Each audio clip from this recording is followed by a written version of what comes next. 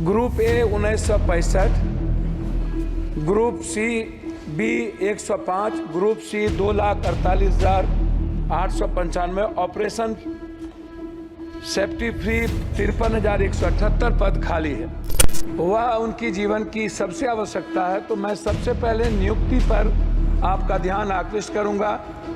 Rail की safety हो या किसी भी चीज़ों की व्यवस्था, उसमें नियुक्ति सबसे इम्पोर्टेंट है। कोरोना के समय जो भी ट्रेन बंद हुई थी, रेलवे मंत्री महोदय, मेरा आग्रह है, चाहे जो भी हम सफ़र हो हमारे इलाके का, जो कटिहार से चल के पूर्णिया सहरसा होते हुए अलीगढ़ जैसा इम्पोर्टेंट जगह है, सहरसा कोसी सीमांचल के बच्चे अलीगढ़ सबसे ज़्यादा पढ़ने जाते हैं, कि जनरल जो डिब्बा होता है उसके खिड़की 25 होती है, खिड़की खुला रहता है, खिड़की के लोहा टूटे रहते हैं, स्थिति अच्छी नहीं होती है, वो सुरक्षा की दृष्टि से काफी महत्वपूर्ण है। नमस्कार, मेरा नाम प्रेम है और आप लाइव स्ट्रीम देख रहे हैं। 5 साल पहले 5,000 पदों पर वैकेंसी निकलती है, वो भी पूरा नहीं हो पाता है।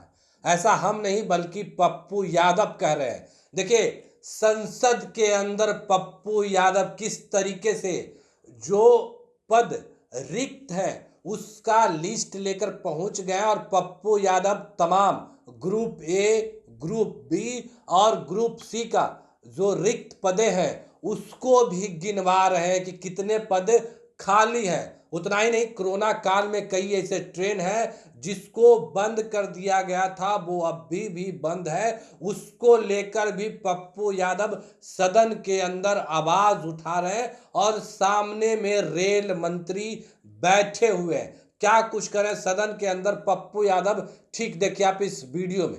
धन्यवाद देना चाहूँगा और माननीय मंत्री जी का ध्यान, जो वर्तमान में 12 लाख कर्मचारी कार्यरत हैं, उसके बाद 10 सालों से 5,000 कर्मियों की नियुक्ति की प्रक्रिया शुरू हुई 5 साल पहले, और अभी तक जब आप देखेंगे तो उसमें group A 1965, group C B 105, group C 2,48,895, operation safety free 53,178 पद खाली है। ये आपके जवाब हैं। मेरा आग्रह है कि जो ग्रुप सी या बी जो लोग हैं, ये समाज के बहुत अंतिम व्यक्ति जो अपने लाइफ के लिए एग्जिस्ट करता है, वह उनकी जीवन की सबसे आवश्यकता है। तो मैं सबसे पहले नियुक्ति पर आपका ध्यान आकृष्ट करूंगा। रेल की सेफ्टी हो या किसी भी चीज़ों की व्यवस्था, उसमें नियुक्ति सबसे इम्पोर्टेंट है। दूसरा, कोरोना के समय जो भी ट्रेन बंद हुई थी, रेलवे मंत्री महोदय, मेरा आग्रह है, चाहे जो भी हम सफ़र हो हमारे इलाके का, जो कटिहार से चल के पूर्णिया सहरसा होते हुए अलीगढ़ जैसा इम्पोर्टेंट जगह है, सहरसा कोसी सीमांचल के बच्चे अलीगढ़ सबसे ज़्यादा पढ़ने जाते हैं, वह ट्रेन बंद हो गई।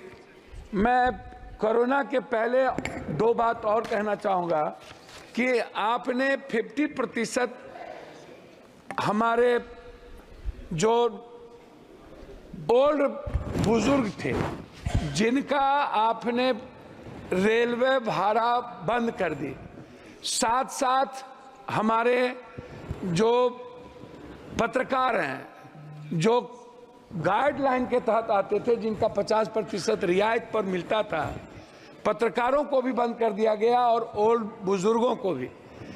मेरा आग्रह होगा कि आपसे बार बार सभी लोग मिले हैं और आप चाहते भी हैं, 4 साल पहले से लेके अभी तक उसका शुरुआत रियायत जो थी ओल्ड नहीं हो पाया है। मेरा वो दूसरा है। तीसरा है, आज मेरी बेटी हमसे कह रही थी कि वो नेशनल खेलती है, कि जब हम लोकल ट्रेन से पापा टीम के साथ जाते हैं तो सबसे ज़्यादा बच्चियों की सुरक्षा और बाथरूम और हाइजीन किचन की आवश्यकता होती है।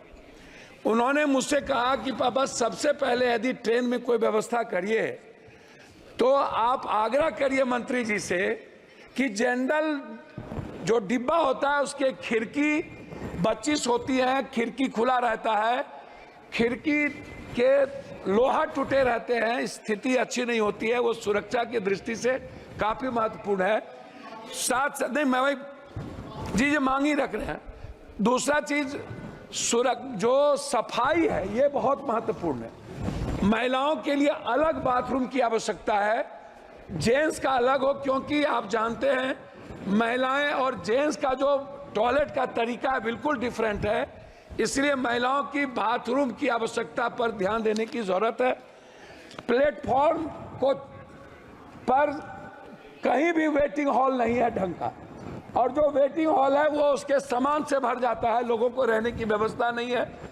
जैसे हमारे यहाँ पूर्णिया जंक्शन है, पूर्णिया कोर्ट है, बनमनखी है, मुरलीगंज है, मधेपुरा, अब इधर कस्बा है, जो जोगबनी से चलने वाली चीजें हैं, मैं उसकी बात बता रहा हूं, तो वो सबसे ज्यादा महत्वपूर्ण है।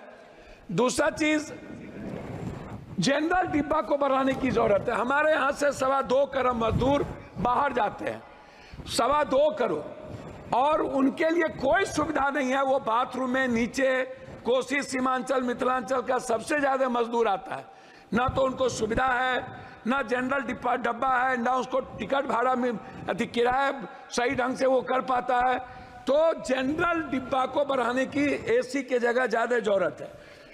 मंत्री महोदय, मेरा सबसे महत्वपूर्ण जो सवाल है वो है एग्जामिनेशन देने जाने वाले बच्चों के बारे में।